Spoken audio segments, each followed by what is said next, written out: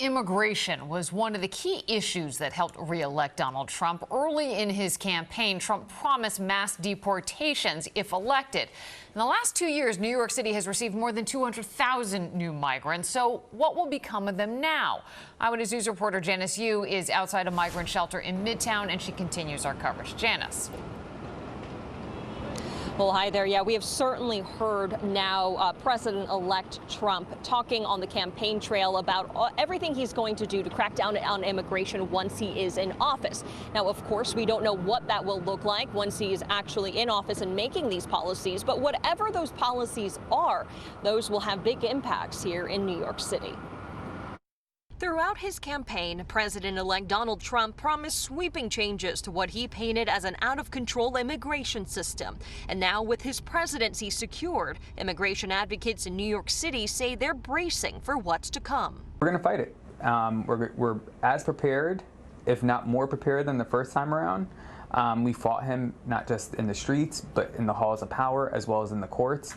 We took our case all the way to the Supreme Court and won against his administration. Trump has promised mass deportations using the National Guard to round up immigrants and bringing back policies he put in place during his first term, criticizing the current administration's policies for failing to stop the flow of asylum seekers, many who have ended up in New York City. Commissioner Manuel Castro with the New York City's Mayor's Office of Immigrant Affairs says one of the city's main goals now is to quell any fears among the immigrant community. We need to take a step back and make sure that people have the correct information. Now, what we're doing, we're working with all of the agencies that interact with immigrant communities to make sure that they understand what our sanctuary laws are and that they are expected to follow, and how do we prepare for anything that might happen in the near future. Mayor Eric Adams has repeatedly pressed the current administration for federal assistance as the city's resources struggled to keep up with the wave of asylum seekers arriving in the city.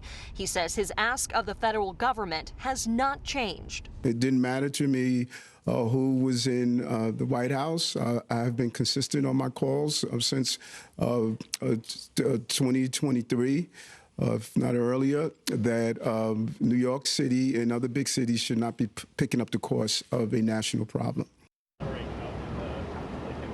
Well, in a recent study, the American Immigration Council actually took a look at how much it would cost for a one-time operating deportation. So we're talking about 13.3 million undocumented immigrants. How much would it cost to deport all of those individuals? Well, that cost, according to them, came out to at least $315 billion.